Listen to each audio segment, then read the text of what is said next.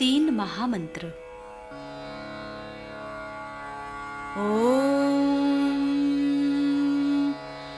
त्वमेव साक्षात् श्री महालक्ष्मी महासरस्वती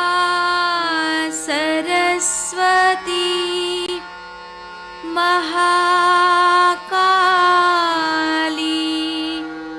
त्रिगुणात्मिका कुंडलिनी साक्षात् श्री आदिशक्ति माताजी श्री निर्मला देव्यै नमो नमः। ॐ त्वमेव साक्षात् श्री कल्की साक्षात् श्री आदिशक्ति माताजी श्री निर्मला देव्यै नमो नमः। ॐ त्वमेव साक्षात् श्री कल्की साक्षात् श्री सहस्रार स्वामिनी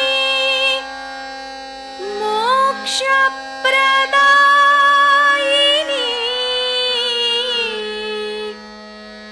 माताजी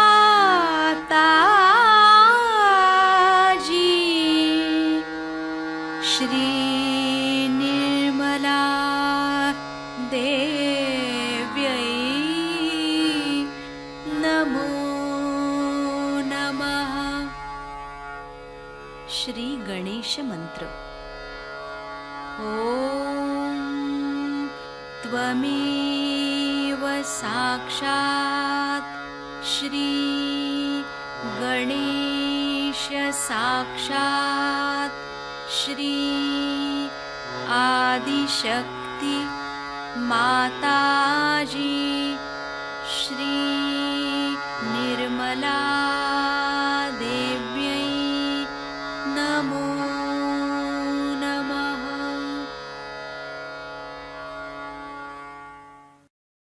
जय श्री माता जी।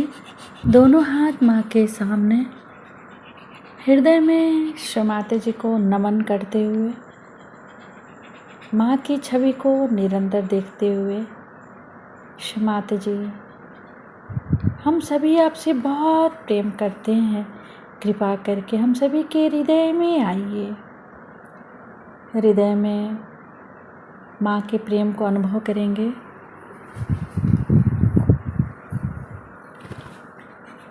श्री माता जी हम सबको क्षमा कर दीजिए, हम सभी अज्ञानी हैं।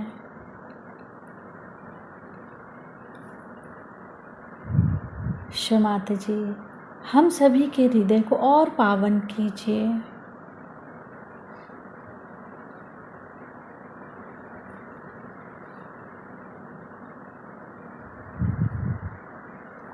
माँ की छवि को बीचों बीच हृदय में स्थिर करते हुए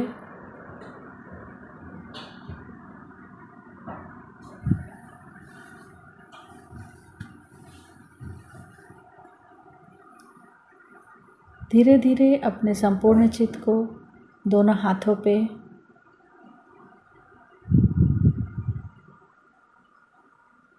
धीरे धीरे अपने संपूर्ण चित्त को सेंटर स्वादिष्ठान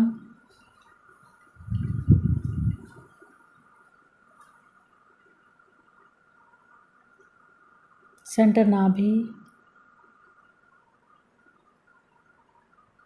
राइट हृदय।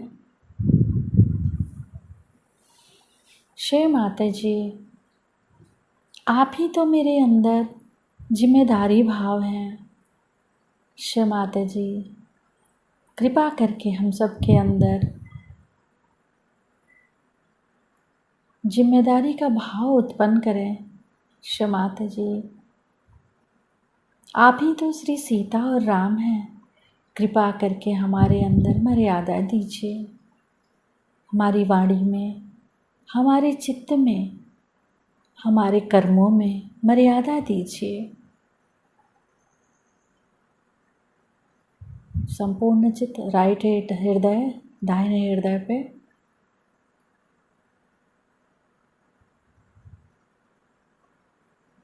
श्री माता जी, हमारे दाहिने हृदय में श्री सीताराम जी की समस्त आशीर्वाद दीजिए।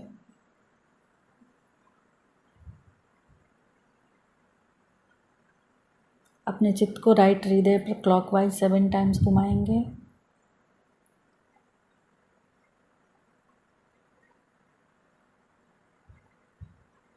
श्री सीताराम साक्षात मंत्र।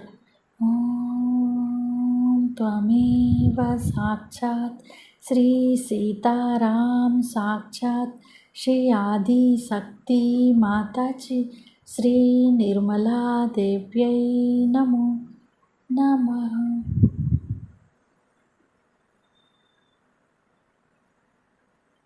अपने राइट हृदय से सिर के तालु भाग को जोड़ेंगे। राइट हृदय और सिर का तालु भाग जब तक दोनों जगह चैतन्य ना आए हम मिलाते रहेंगे।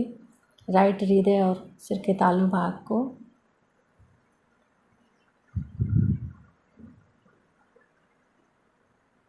एक बार और मंत्र। ओम त्वमेव साक्षात श्री सीताराम साक्षात श्री आदि शक्ति माता जी श्री निर्मला देव्यै नमो नमः।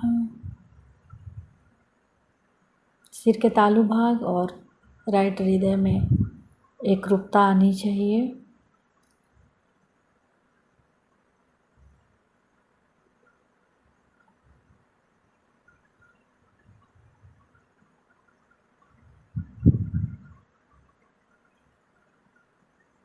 पूरे चित्त को सिर के तालु भाग पर रखकर अमृतवाणी सुनेंगे। आज सवेरे मैंने आपसे बताया था अंग्रेजी में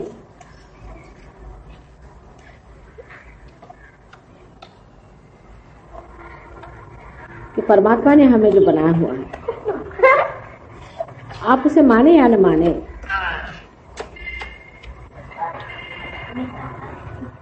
उसका अस्तित्व आप समझे या न समझे, वो है। और उसने हमें जिस प्रकार बनाया, जिस तरह से बनाया है, वो भी एक बड़ी खूबी की चीज है।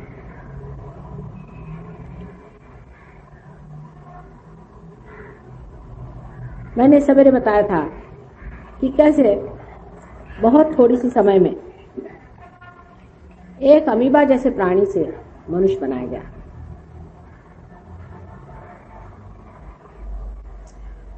और अब मनुष्य बनाया गया सो क्यों, और आगे उसका क्या होने वाला है, या ऐसे ही अब ऐसे ही भटकता रहेगा।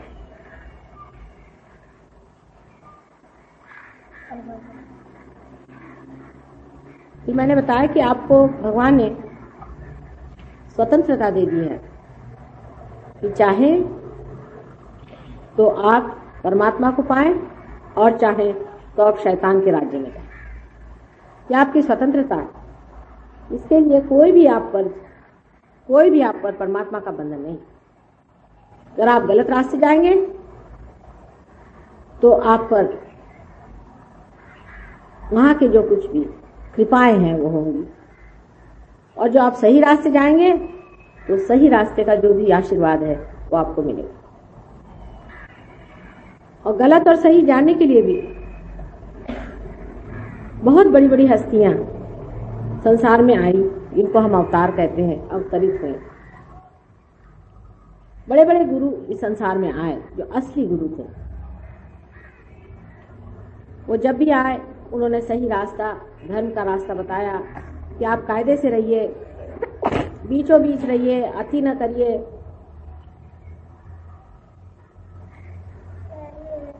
धर्म के नाम पर जब जब कोई संकट आ गए और जब ये देखा गया कि संसार से मनुष्य नष्ट होने पर आया है, तब तब ये संसार में अवतार हुए हैं।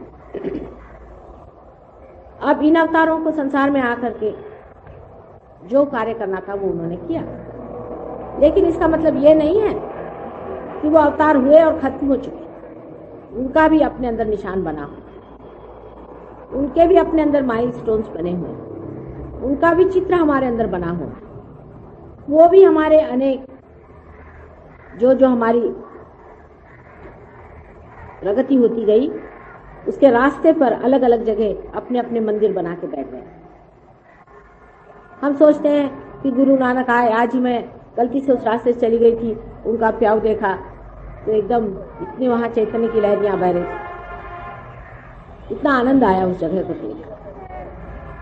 तो क्या गुरु नानक संसार में आए, बस वहां प्याऊ मात्र किया और चले गए? बिल्कुल भी नहीं। वो इतनी बड़ी हस्ती थी कि वो हमारे अंदर अपना घर कर गई। हमारे अंदर उनका एक स्थान है, गुरुओं का हमारे अंदर जो स्थान है, उसी का इन्होंने सब कुछ बनाया हुआ। कल मैं आपको सब बारीकी में बताऊंगी कि ये सारे लोग जो अवतरित हुए हैं, इनका हमारे अंदर कहाँ कहाँ स्थान है और किस तरह से वो हमारी चालना करते हैं। अगर परमात्मा ने हमें इतने सुघड़ रीति से बनाया है, जैसे मैंने बताया कि एक आंख को देख लीजिए, क्या कमाल की चीज बनाई। अगर उसने अंदर वाकई में हमारे ऐसी सब चीजें बना दी हैं कि जिनकी वजह से हम आज चलते, बोलते, खाते, पीते और संसार की सारी क्रियाएं करते हुए भी परमात्मा को चिंतन करते हैं, तो जरूर है कि उसने ऐसी कोई न चीज हमारे अंदर रख दी होगी कि जिसकी वजह से हम उसको जान सकें। उसी तरह की चीज हमारे अंदर है, पूरी तरह से हमारे अंदर। लेकिन उसके मामले में जो भी लिखा गया है, जो कुछ भी कहा गया है, लोग उसे या तो सोचते हैं बकवास है या झूठ है, और या उसे इस्तेमाल करके उसका दुरुपयोग करते हैं। उसे लोग पैसा बनाते हैं, रुपया बनाते हैं, कहते हैं हम आपको भगवान से मिलाएंगे, ये तरीका भगवान को मिलाने का है, वो तरीका भगवान को मिलाने का है, आपकी जितनी श्रद्धा हो उतना हमें दे दीजिए। और इस श्रद्धा के नाम से आपको नोचते खसोटते रहे। जो धर्म हमारे अंदर बसा हुआ है, इसको इन्होंने लाके बाहर बसा दिया और उस पर रुपया पैसा बनाने लग गए। तो आज के जो बच्चे हैं, जो पढ़े लिखे बुद्धिजीवी बच्चे हैं, उनको शंका होने लगती कि ये धर्म होता क्या है? धर्म के नाम पे तो नोच खसोट, मारा मारी और तरह की जैसे लूट मार, बड़े से बड़े चोर डाकू भी जो काम नहीं करेंगे, ऐसे काम ये धर्मात्मे करते हैं। तो ऐसे धर्म पे विश्वास करना चाहिए या नहीं करना चाहिए? और यही समाज सबसे अच्छा है जबकि सहयोग आपके सामने आ गया है। मैंने कल कहा था कि धर्मांधता एक तरफ और दूसरी तरफ अविश्वास के बीचों बीच सहयोग का दर्शन होना जरूरी था, और इसीलिए ये समय ऐसा आ गया है कि आप इसे पालें, जिसे हम परमात्मा कहते हैं। अपना भारतवर्ष एक योग भूमि है, ऐसे बहुत से लोग लेक्चर देते हैं, खास करके जो राजकारण में हिंदू धर्म को संस्थापन कर रहे हैं। मुझे तो हंसी आती है, इनमें से कितने लोगों को हिंदू धर्म क्या है ये भी मालूम है। वो ये भी नहीं जानते हैं कि हमारे ऋषि मुनियों ने मनन करके कौन सी चीज की खोज लगाई थी, कौन सी चीज का पता लगाया था। वो भी नहीं जानते। हमारा देश एक विशेष तरह का देश है। देखिए यहीं पर एक छत मात्र है, चारों तरफ खुला हुआ है। इस वातावरण में बैठ करके आप हमारा लेक्चर सुन रहे हैं। पर देश में जहां हम रहते हैं, लंदन में, ऐसे अगर आप 10 मिनट भी कहीं बैठ लें तो शर्त हो जाए। हर समय बरसात, हर समय आफत, हर समय कड़ी सी कड़ी ठंड, जिसमें आदमी चल भी नहीं सकता। एक तरह के निसर्ग के कोप में रहने वाले देश, वहां चलना फिरना भी मुश्किल। अगर आप घर से निकलिए तो आपको आधे घंटे तो तैयार होने में लगेगा। जूते पहनिए, मोजे पहनिए, ऊपर से 3-4 लबादे डालिए, सर ढकिए। अगर आप वैसे ही बाहर चले गए तो हो गया आपका खाता। ऐसे देशों में जो लोग पैदा हुए थे, उनको पूरी समय नेचर से आवाहन लेना पड़ता था। निसर्ग का उनके ऊपर में चैलेंज रहता, और उस चैलेंज की वजह से, उस आवाहन की वजह से उनकी दृष्टि बाहर की ओर गई। उन्होंने सोचा भाई घर कैसे बनाए जिसमें बिल्कुल भी सर्दी न लगे, वाहन कैसे बनाए जिससे इधर उधर जाते वक्त बर्फ की तकलीफ न हो, नहीं तो उसकी नुकीली चोट खा जाती है बिल्कुल इंसान। हम लोग बड़े भाग्यशाली हैं, आपको पता नहीं कि हमारी जो आबो हवा है, एक इंसान अगर संतोषी हो तो एक पेड़ के नीचे भी आराम से रह सकता है, जंगलों में भी रह सकता है। खाने पीने को सस्य श्यामला भूमि है। हम लोग ये नहीं जानते कि हमें खाने पीने का इस देश में कितना आ रहा।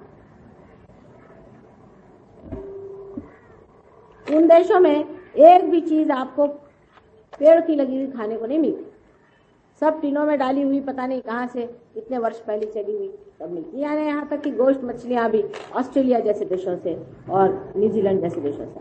आप सोच लीजिए कहाँ वो कहाँ है। और यहाँ पर आपको जितनी चीजें उपलब्ध है उन देशों में नहीं। जैसे कि एक सिल्क का कपड़ा अगर वहां पे आप दिखाएं तो लोग सोचते हैं कि आपसे रईस कोई नहीं होगा। और कॉटन आप पहनते हैं, इतने रईस हैं कि कॉटन आप कैसे पहन लें। वहां तो हर समय आप नायलॉन ही पहनिए, उससे और कुछ पहन ही नहीं सकते। और कॉटन भी पहनते उसमें भी नायलॉन मिला रहता है, क्योंकि वहां इतना महंगा है कॉटन पहना कि लोग तरसते रह जाते हैं। वहां की वॉइल अगर आपसे मैं बताऊं, अभी भी वॉइल वहां पर मैंने देखी थी तो करीबन 200 रुपया गज की वॉइल, सादी वॉइल, जिसमें कि एक गज में हम 200 रुपये में अच्छी साड़ी यहाँ की वॉइल की ले लें। 200 तो बहुत हो गए। ऐसे देश में जहां की इस तरह की उपलब्धियां नहीं है, जहां आदमी आसानी से नहीं रह सकता, ऐसे देश में लोगों का बाहर जाना और बाहर की निसर्ग का व्यवस्था करना बिल्कुल ही जरूरी था। उसके बगैर वो रह नहीं सकते। वहां कोई रह नहीं सकता इस तरह से जैसे आप रह लो। लेकिन आपका देश ऐसा नहीं। आपका देश परमात्मा ने विशेष रूप से बनाया। यहाँ आप रात को चांद सितारे देख लेते हैं।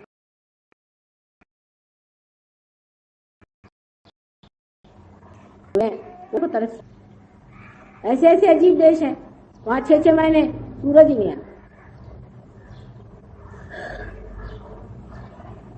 तो इस बढ़िया देश में जहां की मनुष्य की रोजमर्रा के जीवन के लिए कोई बड़ी तकलीफ उठाने की जरूरत नहीं, ऐसे देश में लोगों ने परमात्मा की ओर ध्यान दिया और सोचा कि ये जो सृष्टि बनाई गई और जो हम भी बनाए गए हैं, इसका बनाने वाला कौन है, किसने बनाई होगी, और वो कौन सी शक्तियां हैं जो अंतर्हित हैं इसके, जो इसके अंडर करंट्स हैं, जो इसको चलाते हैं।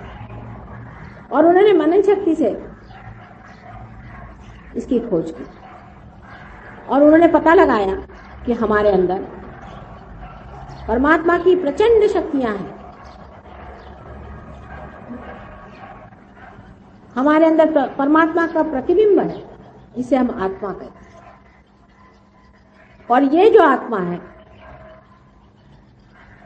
इसको जब मनुष्य पा लेता है, जब आत्मा से संबंधित हो जाता है, तो उसकी प्रचंड शक्तियों के द्वार खुल जाते हैं और फिर उसके हाथ से परमात्मा की दैवी शक्ति बहने लग जाती है और वो पुरुष भी दैवी हो जाता है। इस पे जितना काम इस में हुआ 12 वर्ष पहले उतना कहीं भी नहीं।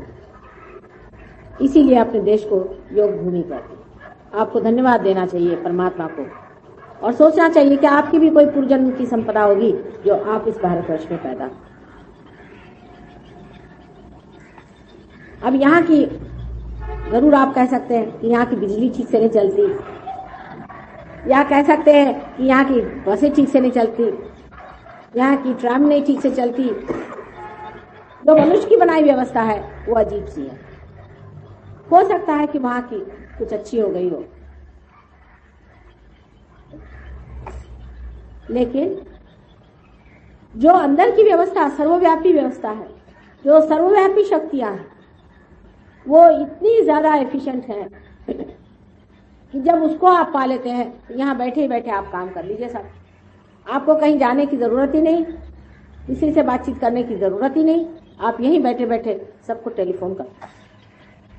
अब आपको सुन के आश्चर्य होगा, लेकिन जैसे समझ लीजिए कि इस जगह अभी आपको कोई चित्र तो दिखाई नहीं दे रहे, इंग्लैंड में क्या हो रहा कुछ दिखाई नहीं दे रहा है, जापान में क्या हो रहा कुछ दिखाई नहीं दे रहा है, लेकिन यहाँ सब वो दिखाई दे रहा है। अगर आप एक टेलीविजन लगा दीजिए तो आप उसमें देख सकते हैं। उसी प्रकार जब आप भी एक यंत्र हो जाएं टेलीविजन के जैसे और उस सर्वव्यापी शक्ति से एकाकार हो जाएं, तो आप भी यहीं बैठे बैठे कार्यान्वित हो सकते हैं और बहुत एफिशिएंट कार्य में पड़ सकते हैं। आपसे ऐसे ऐसे कार्य हो जाएंगे कि आपकी समझ में नहीं आएगा कि ये आपने काम कैसे कर लिया। आप हर एक चीज पे अपना प्रभुत्व जमा सकते हैं। एक तरीका है कि मशीन से आप सब चीजें चला लीजिए। मशीन से आप सोचते हैं कि आपने पंच महाभूत तत्वों को जीत लिया, नहीं जीता आपने जितना कि एक मननशील व्यक्ति जीत सकता। अगर मननशील व्यक्ति चाहे तो आकाश में बादल खड़े कर दे, अगर चाहे तो हवा चला दे, अगर चाहे तो ठंडक कर दे, चाहे गर्मी कर दे, चाहे सूर्य को बुला दे, सब चीज कर सकता। पांचों तत्व को वो अपने हाथ में ले सकता। इन शक्तियों को जब वो जान लेता है और इन शक्तियों को जागरूक करने की जब उसमें शक्ति आ जाती है, जब वो अपने सूत्र पे जा करके और उनके भी सूत्र पे चला जाता है, जब अपने प्रिंसिपल को जान करके उनके भी प्रिंसिपल पे चला जाता है, तो हर चीज को कंट्रोल कर सकता और हर चीज को बना सकता।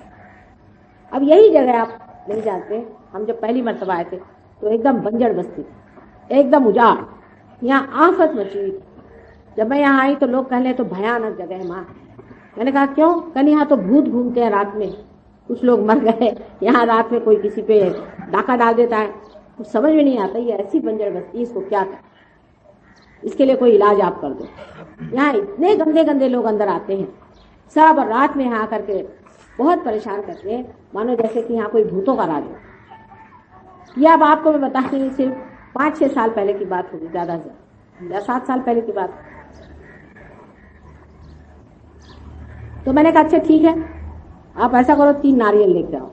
अब देखिए कितनी सीधी चीज, सिर्फ 3 नारियल मंगाए, कुछ खास काम नहीं किया, और उस नारियल को हमने जागरूक किया। कर सकते हैं आप, उसके अंदर वाइब्रेशंस दे दीजिए, उसके अंदर वाइब्रेशंस आ गए जागरूक। अब ये वाइब्रेशंस जो हैं ये सोचते हैं और ये चलते हैं, ये आक्रमण करते हैं, ये अंकुश पाश आदि सब रखते हैं। सारी देवी की शक्तियां इनके पास होती है और इससे जो भी कार्य करना है करते रहते हैं। वाइब्रेट करके हमने कहा अच्छा 3 आप यहाँ पर नारियल लगवा दीजिए।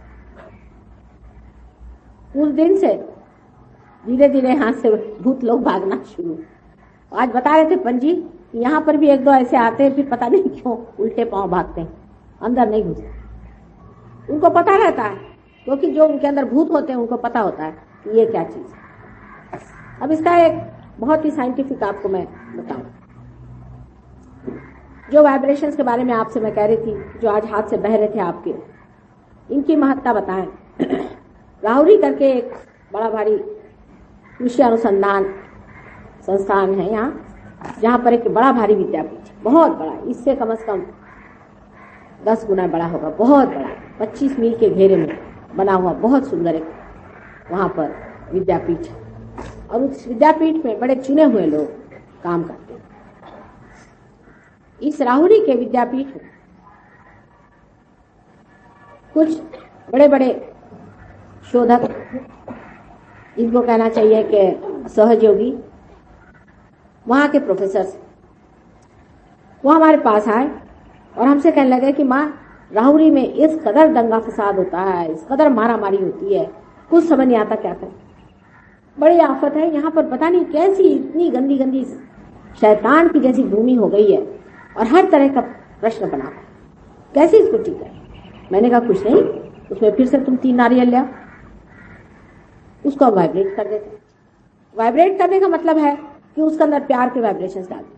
प्यार की शक्ति को आज तक किसी ने आजमाया ही नहीं, सब जो है हेट्रेट की शक्ति को इस्तेमाल करते हैं। आपकी जितनी भी राजकीय संस्था है, आप देख लीजिए, आप कुर्सी दे दीजिए, you should, younger people should sit down and give it to the older people, that's the custom. उनकी सभ्यता में भाई साहब ये सब बातें नहीं होती ना, सीखना पड़ेगा। सो प्यार की शक्ति जो कि ये चैतन्य की लहरियां हैं, इसे आदि शंकराचार्य ने सौंदर्य लहरी के नाम से बताया हुआ है, जो कि सारे संसार का चालन करती है। मैंने बताया सबसे पहले परमात्मा ने पवित्र को बनाया। इस पवित्र प्रेम जिससे कि सारी सृष्टि का संचालन होता है, उसकी शक्ति को किसी ने जाना ही नहीं, ना उसको इस्तेमाल किया। हमारी जितनी भी राजकीय संस्थाएं हैं, सब जो है नफरत पे बसी हुई है। अगर वो जाने कि हमारे अंदर कितनी ज्यादा प्रेम शक्ति है, तो सारे युद्ध वगैरह खत्म हो करके संसार में सुबत्ता आ जाए। अब आपसे मैं बता रही थी किस्सा प्रेम की शक्ति का, तो वो ये 3 नारियल हमारे पास लाए और कहने लगे कि माँ इसको कुछ कर दीजिए, हम यही वहां गाड़ देंगे हमारे गार्डन में। मैंने कहा अच्छा ठीक। तो उनको वही 3 हमने वाइब्रेट करके दे दी। अब देखिए यही चैतन्य की शक्ति उसमें भर दी गई। उन्होंने जाकर के ये नारियल वहां गाड़ दिया। उसके बाद वहां कुछ गलती से उसके ऊपर एक सीढ़ी भी बन गई, किसी ने सीमेंट डाल दिया। कुछ दिनों बाद उन्होंने देखा कि वो सीमेंट सब टूट गया और उसके अंदर से 3 पेड़ निकला। अब वो जगह ऐसी है कि वहां नारियल का पेड़ उगता ही नहीं, पहली चीज। दूसरे के सूखे वाले नारियल थे, बिल्कुल सूखे हुए। वो सूखे नारियल मुझे ला के दिए उन्होंने, जो कि कहीं भी नहीं उगते, वो भी वहां उगाए और उसके अंदर से 3 पेड़ निकल आए। और जब इन 3 पेड़ों का हाथ करके देखा गया, उसमें से वाइब्रेशन आ गए। उसके बाद आज वही यूनिवर्सिटी जिसमें इतनी दंगा फसाद और इतनी आफत मचती थी, आज बहुत सुंदर तरीके से चलने लगे। उन 3 नारियल की वजह से उन लोगों से आप जाके पूछ सकते हैं बात सही है या नहीं। पहली मर्तबा जब आदमी परमात्मा को पाता है, जब उसके अंदर से आत्मा का स्पंदन बहता है, तो पहली मर्तबा वो निसर्ग को कुछ देता है। हर समय हम निसर्ग से लेते रहते हैं, हम उसको कुछ दे नहीं पाते। पहली मर्तबा मनुष्य चैतन्य उसे दे करके और जागरूक कर सकता है। इसका एक और उदाहरण बताएं हम कि एक साहब थे, उन्होंने बहुत सा गेहूं उससे वाइब्रेट करा लिया और उसको बोया एक खेती में। वो भी उन्हीं, ये भी अनुसंधान संस्था है और गवर्नमेंट की रिकॉग्नाइज्ड, मतलब गवर्नमेंट की संस्था है और जिसमें बड़े बड़े संशोधक और शास्त्रज्ञ हैं। उन्होंने वो गेहूं बोए और बो करके उसका जो गेहूं का दाना आया तो एकदम मोती के दाने जैसा, और इतना सुंदर और इतना चमकता हो, एक अजीब तरह की उसकी रौनक। उस गेहूं को उन्होंने बोरों में भरकर, क्योंकि वो भी 10 गुना आया, जो कि पहले आता था उससे 10 गुना आया। उसके बाद उस गेहूं को बो करके उन्होंने जब उसको देखा कि इतना ज्यादा बढ़ गया है, तो उन्होंने उसमें से सोचा कि कुछ इसमें से गेहूं बीज के लिए रख दिया जाए। तो उसको बोरे बना करके उन्होंने गोदाम में रखा और उसमें किसी तरह से चूहों का बड़ा प्रकोप हो गया। बता रहे थे मुझे कि वहां पर ये जो खल्ली जिसे कहते हैं वो भी रखी हुई थी, वो तक चूहे ने खाई, पर ये जो बोरे थे इनको एक छेद भी नहीं की। वो चूहे तक समझते हैं कि दिव्य क्या चीज है। लेकिन आजकल हम लोग इस कदर कृत्रिम हो गए हैं। इतनी कृत्रिमता से हम रहते हैं, इतने आर्टिफिशियल हम लोग हो गए हैं कि आपको दिव्य और दुष्ट में कुछ फर्क नहीं समझता। राक्षस और दैवी प्रवृत्ति दोनों में कुछ समझ में नहीं आता। आपके कुछ अकल में नहीं आता, सब कंफ्यूजन है, किसी की समझ में नहीं आता, सब भ्रम में बैठे कि कौन राक्षस है और कौन दिव्य। ये आज हमारी हालत हो गई है। इस कदर हम अपनी मनुष्यता से भी गिर गए हैं कि जिसकी वजह से हमें यह संवेदन था कि हम पहचान पाते थे कि राम कौन है, सीता कौन है, कृष्ण कौन है। आज इस कलयुग में यह भी पहचानना असंभव हो गया है कि ये राक्षस है, रावण है, ये राम।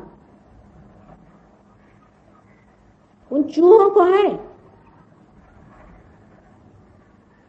इसी प्रकार अनेक आपको मैं बातें बता सकती हूँ जिससे ये दिखा सकते हैं ये जो चैतन्य हमारे अंदर से बहने लग जाता है, इस चैतन्य से हम संसार की सब चीज पर प्रभुत्व करते हैं, राज्य करते हैं, लेकिन ये प्यार का और प्रेम का राज्य।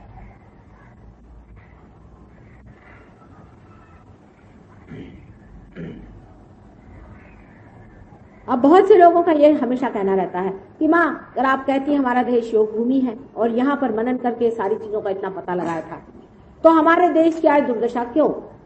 सभी लोग मुझसे पूछते हैं तो हमें बड़ा सच्चे श्यामलाम होना चाहिए। अगर हमारे यहाँ ऐसे बड़े बड़े ऋषि मुनि हो गए और ऐसे ऐसे बड़े बड़े लोग हो गए जिन्होंने इतनी बड़ी बड़ी चीजों का पता लगाया, तो आज हमारे देश की दुर्दशा क्यों? ये तो ऐसे ही है कि कीचड़ में अगर कमल खिल गए तो कमल भी कहे कि भाई ठीक है कीचड़, तुम भी कमल हो जा। ये तो हम लोग कीचड़ है ही, ऐसा लगता है मुझे।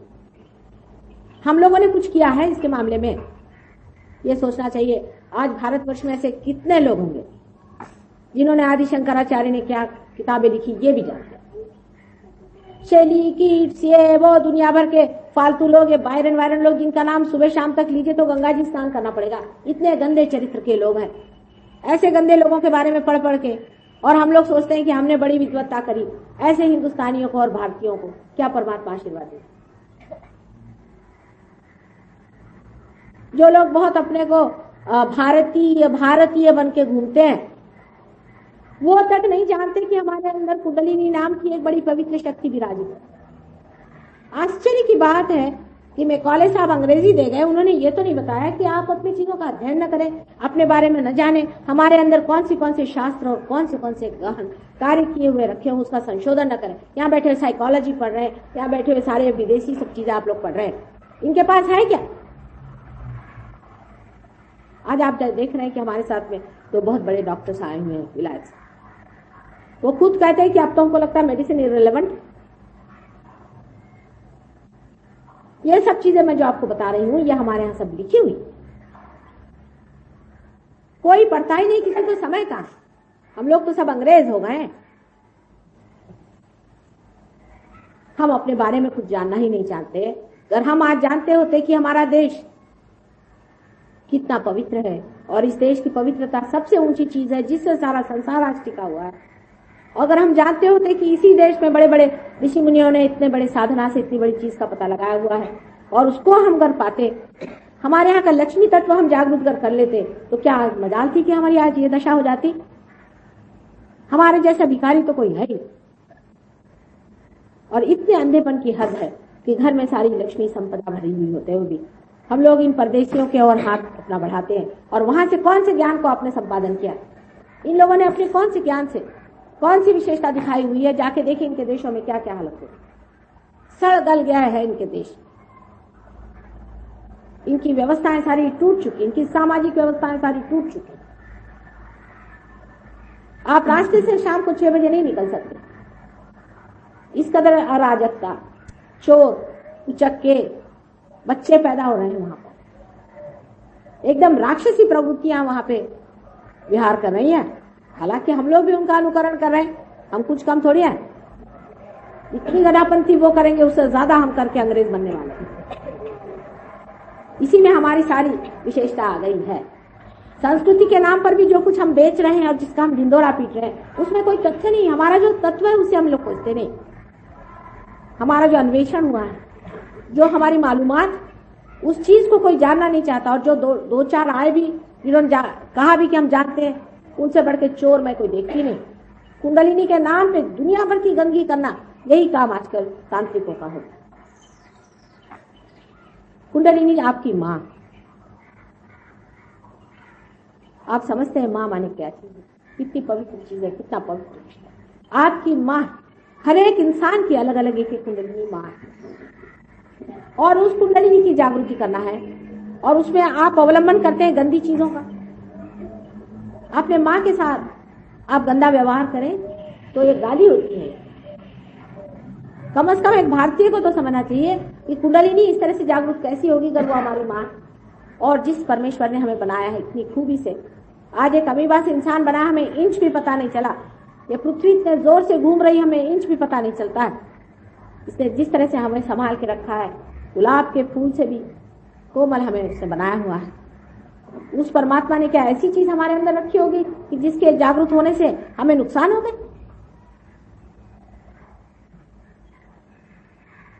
उसके बारे में कुछ भी जानना दकियानुसी हो गया। इस तरह की उलझलूल हालत है, जबकि एक तरफ धर्मांधता खड़ी। कबीर ने ललकारा, नानक ने ललकारा है, तुकाराम ने ललकारा है, ज्ञानेश्वर ने कहा हुआ। किसने नहीं कहा कि धर्मांधता परमात्मा नहीं? तो उनको पकड़ पकड़ के सूली पे चढ़ा। इसी देश में लोगों को सता। सरमत को आपको मालूम है उसकी गर्दन कटवा।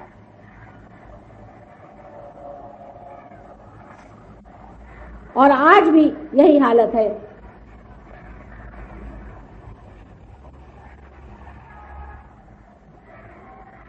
हमें वो लोग अच्छे लगते हैं जो कुछ सर्कस दिखाए, थोड़े बहुत बेवकूफ बनाए, और वो लोग बहुत अच्छे लगते हैं जो थोड़ा बहुत आपसे रुपया पैसा लें। क्योंकि माता जी कहती कि मुझे आप क्या दोगे बेटे, मैं तुम्हारी माँ हूं, ऐसी बात नहीं करना, तो माँ नहीं पसंद हो। अगर आप किसी को 2-4 पैसे से खरीद सके तो आपका अहंकार भी तृप्त होता है, इसलिए आपको ऐसे लोग पसंद आते। और वो अच्छे आराम से आपके अहंकार को तृप्त करके 30-30, 40-40 करोड़ रुपया बना करके आपको बेवकूफ बना करके एक दिन उड़ जाएंगे। और आपको बेवकूफ बनना ही अच्छा लगता है तो बेवकूफ बने रहिए, पर कम से कम इसका दोष परमात्मा को नहीं देना चाहिए। इसका दोष मनुष्य का है, विशेषकर भारतीय लोगों का है। इनका चित्त गया कहाँ है? आज भारतीय लोगों का चित्त कहाँ अटका हुआ? पहले तो ठीक था, गुलामी थी, गुलामी की जंजीरें थी, उसे तोड़ना। गुलामी भी नहीं आती अगर हमारा चित्त इधर रहता था। हमारा चित्त रहा 1-2 आदमियों का, 1-2 बेचारे मेहनत करते थे, आत्मा को पाते थे, और वो जैसे ही उस जगह से आए करुणा में, वो अगर आपके सामने आकर कुछ कहना शुरू कर तो उनकी ताड़ना आप लोगों ने की। लेकिन अंग्रेजों के तो गले में आपने हाथ पहनाए, इतना ने उनका बाना भी आपने पहन लिया, और आज भी उनके झंडे फहरा रहे। अंग्रेजी से मेरा मतलब इंग्लिश लोगों से ही नहीं है, मेरा मतलब है उस सभ्यता से जिसे कि हम पाश्चिमात्य कहते हैं, जो खोखली है, उसके अंदर कोई तत्व या प्रिंसिपल नहीं, ऊट पटांग है भी। बड़े बड़े मैंने शास्त्र वाले देखे वहां के, मैं तुमसे पूछती हूँ आपको मिला? हाँ, सोक्रेटिस का जमाना और था, उन्होंने जो बातें कही वो वहीं के वहीं रह गई, उनको ताक में रखे। सबने कहा कि चलो परमात्मा नहीं है, यही बात अच्छी है, पीट करके बैठ जाओ, अब आगे बोलो, पहले तो परमात्मा को खत्म करो फिर आगे की बात करो। तो अब क्या पता लगा रहे हैं आप? पत्थर, बिजली का पता लगा दिया, बहुत कमाल करके। क्या फायदा हुआ बिजली का पता लगा करके? अपनी तो आंखें अभी तक खोली नहीं। चंद्रमा पे आप चले गए तो कौन बड़ा भारी कमाल कर दिया आपने। कैंसर की बीमारी तो आप ठीक नहीं कर सकते, लेकिन हम लोग कर सकते, सहयोग से कैंसर की बीमारी हम ठीक कर सकते।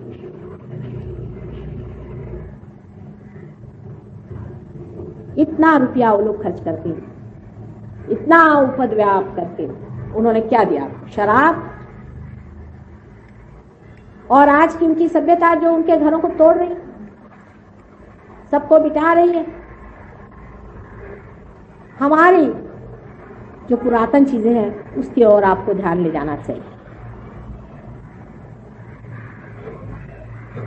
और सोचना चाहिए कि हमारे शरीर के बारे में जो कुछ भी वर्णन किया गया है कि हमारे अंदर अंतर्हित जो जो शक्तियां हैं, जिसे हम देवी शक्ति के नाम से जानते हैं, उसे पहचाना चाहिए। इतना ही नहीं, लेकिन जिसे हम आत्मज्ञान के नाम से जानते हैं उस आत्मा को पाना चाहिए। उसकी व्यवस्था जितनी इस देश के लोगों में है उतनी उस देशों के नहीं। वहां हजारों लोग मेरे प्रोग्राम में आते हैं, भीड़ हो जाती है, लेकिन पाने वाले कम होते हैं। यहाँ पर बहुत कम आते हैं, लेकिन सब के सब करीबन पा लेते। कहते हैं ना कि दांत है तो चने नहीं, चने हैं तो दांत नहीं, वो हालत। यहाँ लोग आते ही नहीं, उनको फुर्सत नहीं है। बहुत बिजी लोग हैं अपने देश में, लड़ाई झगड़े करने में, एक दूसरे के गले काटने में इस कदर बिजी हैं, उनके पास फुर्सत नहीं है आत्मा का ज्ञान लेने। कौन पड़े ऐसे झगड़ों में। लेकिन जो सारे ज्ञानों का ज्ञान है, जिसका पाना सारे ही पाने से ऊंचा होता है, उसको पाना चाहिए। और वो टाइम आ गया, इसलिए आप लोग पा रहे हैं। कहते हैं जिसे कि ब्लॉसम टाइम, बाहर का टाइम आ गया, इसीलिए आप इतने लोग इसे पा रहे हैं। इसे पा लेना चाहिए। मैं आपको बताना चाहती थी कि कुंडलिनी क्या है और कहाँ स्थित है, उसके चक्र वगैरह कहाँ है, लेकिन अब इन लोगों को आप देखिए कि कोई लाए नहीं उसको। तो कल मैं बताऊंगी आपको सवेरे फिर कि ये कुंडलिनी क्या है, कहाँ बसती है और किस तरह से उत्थापन होता है इसका, और इसके जो अनेक चक्र हैं वो कैसे बसे हैं और उसमें कौन से देवता, ये देवता कैसे होते हैं या नहीं, इसकी क्या स्थिति। एक छोटी सी बात आपसे बताएं कि जो मैंने अभी कहा था, ये भवसागर जो बना हुआ हमारे पेट में, जो कि हमारे नाभि चक्र के चारों तरफ में है, इसमें मैंने कहा था कि 10 गुरु मुख्यतः आए। ये 10 गुरु अगर आप पुराने जमाने से देखिए तो मोसेस, अब्राहम, सोक्रेटिस आदि करते करते राजा जनक, उसके बाद में मोहम्मद साहब, गुरु नानक, आखिर में आप अगर आए तो अपने शिरडी के साईनाथ, ये सब एक ही तत्व के अवतरण, एक ही तत्व के दत्तात्रेय। अगर ये बात कही जाए तो शास्त्रज्ञ घबरा जाएंगे कि माता जी ये कहाँ बात कर। लेकिन उसी शास्त्रज्ञ को जब पेट का कैंसर हो जाता है तब देखिए क्या होता है, तब नक्शा दूसरा, और वो डॉक्टर हो तो उससे भी बढ़िया नक्शा बन जाता है। एक तेहरान के डॉक्टर थे, उनको पेट में कैंसर की बीमारी, वो मेरे पास आए तो मैंने कहा भाई देखो कि तुम जरूरत से ज्यादा धर्मांध हो, कहने ठीक है। हाँ कल हूं, मैं तो बस इस्लाम को मानता हूँ, इस्लाम की इतनी सी भी चीज जानते नहीं, मोहम्मद साहब को जरा सब पहचानते नहीं। हाँ मैं तो इस्लाम का। मैंने कहा अच्छा इसीलिए आपको कैंसर होगा। कहा क्या? मैंने कहा हाँ, इस तरह की कर्मठता से ही कैंसर की बीमारी पेट में हो जाती, बहुत बार हमने देखा। तो कहला अच्छा, तो मैंने कहा तुमसे मोहम्मद साहब खुद नाराज। कहले क्यों? मैंने कहा उनका जो अवतार हुआ है तुम नानक का, उनको तुम मानोगे? कहले कभी भी नहीं, मैं तो नहीं मान सकता उनको। मैंने कहा फिर मैं भी तुमको ठीक नहीं कर सकती, जाओ। चले गए, पर अब कैंसर की बीमारी, ऊपर से डॉक्टर, तो मालूम है कि ठीक तो होने नहीं वाली। तो फिर आप अच्छा कहो माँ, तो मैं मानता हूँ। मैंने कहा चलो अब गुरु नानक को नाम लो, दत्तात्रेय का नाम लो। शुरू कर दिया उन्होंने, उनकी तबीयत ठीक हो।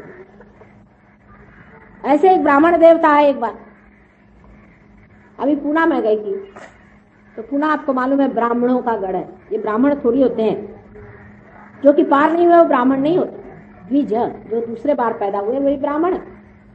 द्विज की कोई जात नहीं होती, वो जाति से परे गुणाती, बड़ी ऊंची चीज है ब्राह्मण होना। जन्म से कोई ब्राह्मण नहीं होता। ये भी अलग अलग गलत फहमियां हमारे अंदर बैठी हुई कि हम जन्म से ब्राह्मण हैं, हम ब्राह्मण कुल में पैदा हुए तो हम ब्राह्मण हैं। और काम काहे का करते हैं? तो जूते बनाते हैं, जूते की फैक्ट्री है ब्राह्मण।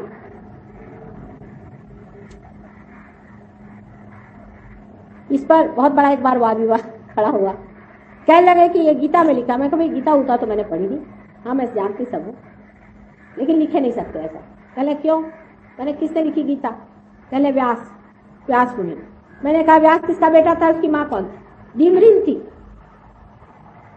और उनका विवाह भी नहीं होता पराशर मुनि से, उससे पैदा होते व्यास मुनि। जिसके बाप का ही पता नहीं ऐसे थे वो व्यास मुनि जिन्होंने गीता लिखी थी, वो क्या ऐसा लिखेंगे कि जन्म से ही ब्राह्मण हो वही ब्राह्मण होता है? आप ही बताइए, कोई अपनी पैर पे कुल्हाड़ी मारेगा? वाल्मीकि कौन थे आप जानते हैं?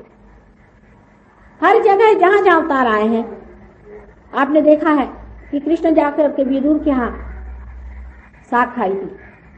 क्यों खाई? ये नहीं कि उनको खाना नहीं मिलता था, जान करके उन्होंने जाके खा के दिखाया था कि जाति पाति का जो ये ढोंग ढकोसला है ये खत्म होना चाहिए। राम ने एक भीलनी के मुंह से बेर खाए।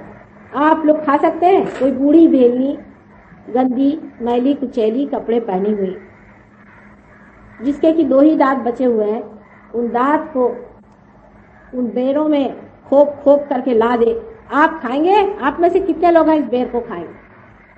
पर श्री राम ने उसे खाया ही नहीं। उसका वर्णन इतना सुंदर है कि खा के कहते हैं कि देखो भाई सब मेरी बेर है, मैं किसी को नहीं देने वाला, ऐसे मैंने कभी खाए नहीं, अमृत तुल्य बेर है। तो सीता जी को छेड़ के कहते हैं कि तुमको भी नहीं देने वाला मैं। तो सीता जी कहती कुछ तो दे दीजिए, हमको भी प्रसाद। ऐसा भी किया, हम भी तो खा ले क्या, आप ही सब। तो पहले तो लक्ष्मण जरा नाराज खड़े हुए थे, तो सीता जी ने खा के मुंह बड़े खुशी से खोला, तो उनका हमें भी दे दीजिए भाभी जी, थोड़ा सा हम भी खा लें। इतना सुंदर वर्णन है उस प्रेम का जिस प्रेम से भीलनी ने दिया था।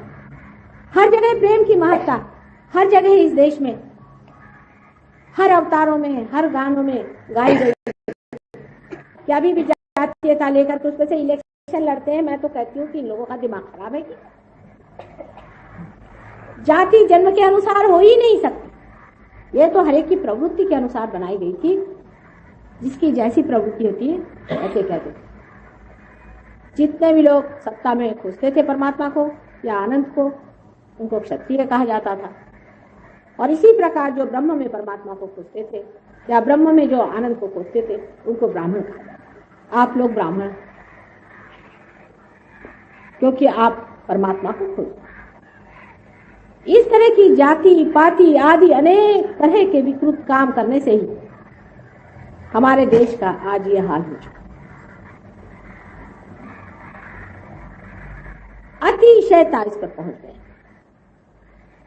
कुछ समझ में नहीं आता है कि जब ये किसी भी शास्त्र में लिखा नहीं गया, अगर आप हिंदू धर्म के प्रणेता श्री आदि शंकराचार्य को मानते हैं तो उनको कभी पढ़ते ही, मेरे ख्याल से कोई अगर पढ़े तो उन्होंने तो यहाँ तक लिखा है कि न योगे न सांख्य, कुछ भी इसमें काम नहीं करता। उन्होंने कहीं भी जाति पर लिखा ही नहीं।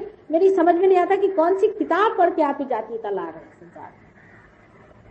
कहीं भी उन्होंने लिखा, उन्होंने सिर्फ माँ की प्रशंसा लिखी। विवेक चूड़ामणि जैसा विद्वत और इतना सुंदर ग्रंथ लिखने के बाद उन्होंने लिखा है सो चैतन्य लहरी या सौंदर्य लहरी, जो अपने माँ का ही वर्णन उन्होंने कर दिया। सारा मंत्र उसने उसमें लिखा हुआ, एक एक श्लोक में मंत्र लिख दिया। उस आदमी को समझने की जगह पता नहीं कहां से ढकोसले निकाल के लाए हैं और इसको हम इतने भारतीय हैं। जिस भारतीय को कुंडलिनी के बारे में मालूम नहीं और सही से पता नहीं, मैं उसको कभी भी भारतीय नहीं कहूंगी। मेरे पति तो आप जानते हैं सरकारी नौकर रहे, मुझे एक सरकारी नौकर मिला नहीं जो कुंडलिनी के नाम को जानता। आश्चर्य की बात, मैं जापान गई थी, वहां लोग कहने लगे कि साहब ये कुंडलिनी के बारे में आप कुछ बताइए हम। जब मैंने उन्हें बस तो उसमें हुई सब जानने वाली, मुझे आश्चर्य लोग क्यों मुझसे पूछ रहे। कहने आज तक हमें कोई नहीं मिला हिंदुस्तानी जिसने कुंडलिनी नाम मिला जाना। वो तो कुंडली जानते हैं बस हॉरोस्कोप, पर कुंडलिनी कोई नहीं जानता। और इसका जो शोध है, इसकी जो खोज है, ये आपके सारे संसार के एटम बॉम्ब दुनिया भर की सब चीजों से ऊंची खोज। इसे सारा ही ट्रांसफॉर्मेशन इंसान का होगा। इतनी डायनेमिक है, इतनी प्रचंड इसकी शक्ति है। लक्ष्मी तत्व को जागरूक करने के लिए कुंडलिनी के सिवाय कोई मार्ग ही नहीं। बाह्य से जरूर इन देशों ने उन्नति कर ली है, लेकिन अंदर खोखले हो चुके हैं। हम लोगों ने बाह्य से तो उन्नति नहीं की और अंदर की जो कुछ चीजें हैं उसको भी जानते। अगर हम जागरूक हों उन शक्तियों के प्रति जिसका पता बहुत सालों पहले लग चुका है, जिसको सिर्फ जानना मात्र है, तो वो दिन दूर नहीं कि सारा संसार इससे सुख प्राप्ति करे, इससे आनंद लूटेगा। लेकिन हमको पहले ये जान लेना चाहिए कि हम एक भारतीय हैं और हमारा ये एक हक कि इसे हम जानें और इसे हम समझें। अब देखिए कि अमेरिका में और लंदन में डॉक्टर लोग हमें बुलाते हैं कि हमारे यहाँ आइए और आप हमें सब समझाइए। अभी तक मैं इसे किसी तरह से टालती रही। मैंने सोचा कि इसका खोज चाहे जो भी हो हिंदुस्तान में हुई हो इसकी खोज, पर यह है सारी हिंदुस्तानी चीज। गणेश तत्व मैं इन लोग को क्या समझाऊंगी। और यहाँ मैं डॉक्टरों से कहती हूँ, मेरे 3 बार लेक्चर कर चुकी, बस उसमें लिखते बैठे रहते पता नहीं क्या। लेकिन मैं कहती हूँ पहले पार हो जाओ तो समझ में आएगा, तो पार नहीं होते। बीमार हो तो पेशेंट भेज देते हैं, करें क्या इन लोगों से। और ऊपर से अब मुझसे कहते हैं कि आप सब स्टैटिस्टिक्स बना के लिखो किस किस को आपने ठीक किया। अब मुझे और कोई धंधा नहीं रहा। मैंने कहा तुम लोग नहीं समझ सकते, तुम मर्सिनरी हो। मैं कोई पैसे के लिए काम नहीं करती, ये प्यार की बात है, तुम्हारी समझ में नहीं आए।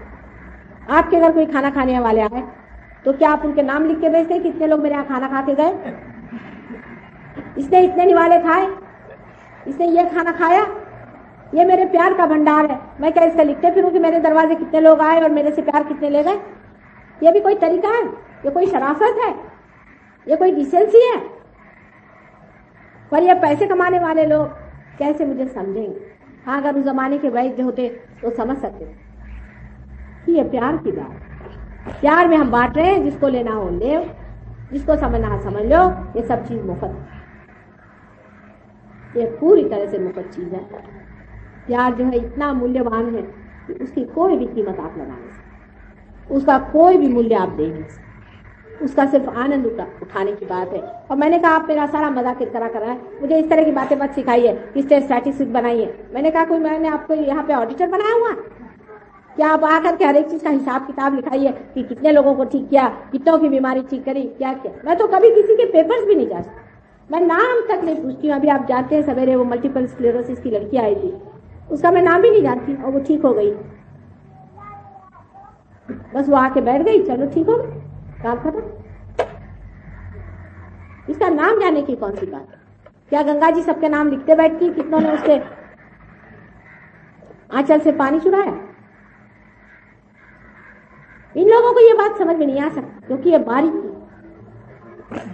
ये सुंदरता इन लोगों में नहीं, ये समझ नहीं सकते। बहरहाल जो भी हो, आप में से जितने लोग समझ लें और इसे पालें उतना ही मेरे लिए बहुत है। यही मेरे धन्य भाग है कि इतने लोग बैठ करके इसे लेने के लिए इस देश में अभी भी मंजूर हैं और आ रहे हैं। पर तो भी एक बड़ी भारी मैं बात आपसे कहूँ, आज भी मैंने कहा कि महाराष्ट्र में गांव में मैं काम करती हूँ और गांव में काम जोरों में होता है।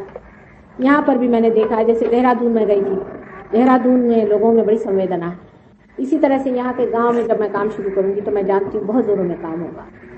शहर के लोग बहुत कृत्रिम हो जाते हैं, जैसे सवेरे कहा था, और आप लोगों के लिए चोर भी बहुत सारे तैयार हो गए। जैसे डिमांड होता है वैसे सप्लाई होता है, आपकी जेबें भरी हुई है, आपके लिए चोर भी हाजिर है। और वो आते हैं, आप पे फीस लगाते हैं, आप उनको फीस देते हैं, उनके लेक्चर सुनते हैं, ओ धन्यवाद समझते हैं, वाह भाई वाह, हम फलाने के शिष्य हैं, दिखाने के शिष्य हैं। और बीमारी क्या? तो पैरालिसिस। इस प्रकार आपको समझ लेना चाहिए कि अगर आपको ऐसी कोई जीवंत चीज चाहिए हो, उसके लिए अपनी आर्टिफिशियलिटीज को छोड़ना चाहिए। मेरे सामने आप सब बच्चे हैं और बेटे हैं, आप बड़े आदमी होंगे, राजा साहब होंगे, कुछ होंगे, मेरी नजर में बैठता नहीं, मेरी समझ में नहीं, मेरी अकल नहीं, उससे बिल्कुल मेरी अकल नहीं। इसलिए आप बिल्कुल नम्रता पूर्वक इस चीज को स्वीकार करें और इसे माने और इसमें फिर जमे। जो इसमें जमता है वही पाता है, और जो जमना नहीं चाहता और जो बहुत सुपरफिशियली रहता है उसको ये छू जाती चीज फिर खत्म हो जाती। इसमें गहरी चीज है और गहरा आदमी चाहिए, और आप में गहरापन है तो आप बहुत कुछ पा सकते हैं। एक बात जरूर कहूंगी, चाहे जो भी हो, पाश्चिमात्य देशों ने जिस तरह से अपनी प्रगति कर ली है, उसमें उन लोगों ने एक चीज को पा लिया कि संसार की जो जड़ता है उससे कभी भी आनंद नहीं मिलता। जड़ता से सिर्फ हम एक फॉर्म से दूसरा फॉर्म बनाते रहते हैं, सब मृत्यु की स्थिति बदलते रहते हैं। अगर मरा हुआ पेड़ है तो उसकी कुर्सी बना लेते हैं, पर हम कोई भी चीज से आनंद नहीं पाते, उल्टे हमें आंकते लग जाए। इस चीज को इन लोगों ने जान लिया बुद्धि से, और इसलिए जब इनको साक्षात हुआ कि सच्चाई क्या है, मुश्किल से होता है। मैंने आपसे बताया कि इन लोग का जागरण मुश्किल से, लेकिन जब हो जाता है तो जम जाता है। इन लोगों ने सब कुछ पढ़ डाला है, आदि शंकराचार्य पढ़ डाला। ये आप इनसे सुनिए, आपको आश्चर्य होगा कि ये पंडित कहाँ से आ गए। ये एक से एक विद्वान लोग, उनमें से थोड़े से यहाँ आए, लेकिन ये महाविद्वान लोग, और इनको आप देख के आश्चर्यचकित होंगे कि इन्होंने सब चीज छोड़कर इस पर कैसी जान लगाई और किस तरह से इसको मास्टर। आज आश्चर्य की बात यह है कि भारतीय अनुसंधान या भारतीय शास्त्र या भारतीय खोज को करने के लिए मुझे वहां जाना पड़ा है। कुछ ऐसा इत्तेफाक हुआ कि हमें जाना ही पड़ा, हमारे पति वहां इलेक्ट हो गए, जाना पड़ा, और वहां हमें ये लोग मिले हैं जिन्हें यहाँ लाना पड़ा कि आप लोगों की जागृति करें। वो दिन कब आएगा कि इस भारतवर्ष के नौजवान सिनेमा के चक्कर और ऐसी फालतू की चीजें छोड़ करके कुछ गहरेपन में उतरे और यहाँ से परदेश में जा करके अपनी देश की महत्ता बढ़ाए। इतना ही नहीं, ये जीवंत कार्य, ऐसा दिन कब आएगा बताइए। मैं उसी दिन की राह देख रही हूँ कि ऐसे नौजवान सामने आए और अपने को इसमें समर्पित करें और इसे स्वीकारें। परमात्मा आपको शांति दे। Raga Malkos, please put your attention on Bhavsagar. I feel when I listen Raga Malkos, this is the Raga of our dignity, of our principle. Let's enjoy Raga Malkos.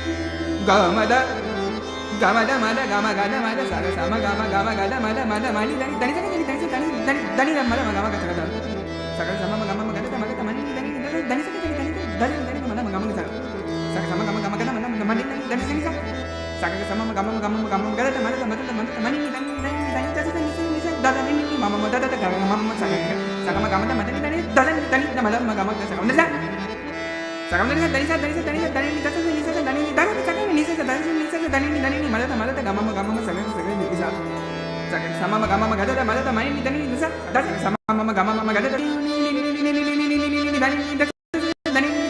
da ni sa da ni ma da gama gama sa sa ni sa da ni sa ni sa da ni ma da gama gama sa sa ni sa da ni sa ni sa da ni ma da gama gama sa sa ni sa gama da ne da gama da ne da gama da